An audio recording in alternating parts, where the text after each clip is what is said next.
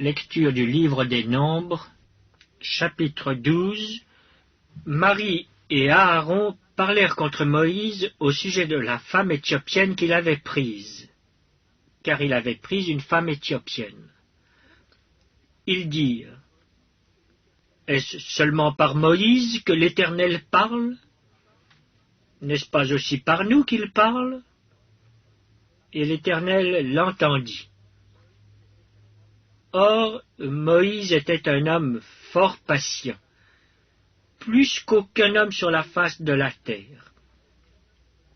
Soudain l'Éternel dit à Moïse, à Aaron et à Marie: Allez, vous trois, à la tente d'assignation.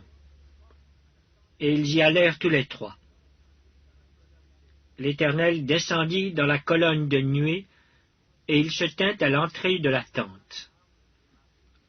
Il appela Aaron et Marie, qui s'avancèrent tous les deux. Et il dit: Écoutez bien mes paroles. Lorsqu'il y aura parmi vous un prophète, c'est dans une vision que moi, l'Éternel, je me révélerai à lui. C'est dans un songe que je lui parlerai. Il n'en est pas ainsi de mon serviteur Moïse. Il est fidèle dans toute ma maison. Je lui parle bouche à bouche.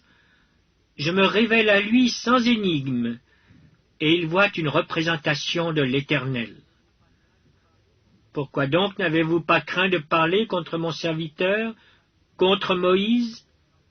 La colère de l'Éternel s'enflamma contre eux, et il s'en alla. La nuée se retira de dessus la tente. Et voici, Marie était frappée d'une lèpre, blanche comme la neige. Aaron se tourna vers Marie, et voici elle avait la lèpre.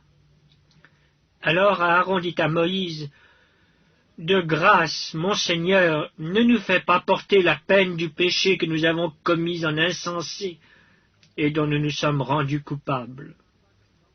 Oh, qu'elle ne soit pas comme l'enfant mort-né, dont la chair est à moitié consumée quand il sort du sein de sa mère. Moïse cria à l'Éternel en disant: Ô Dieu, je te prie, guéris-la.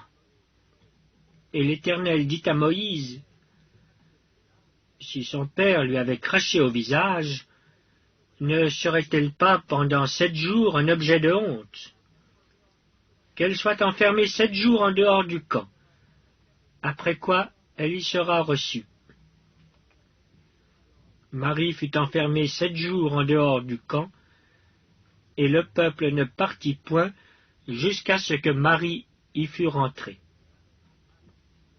Après cela, le peuple partit de Hatséroth, et il campa dans le désert de Paran.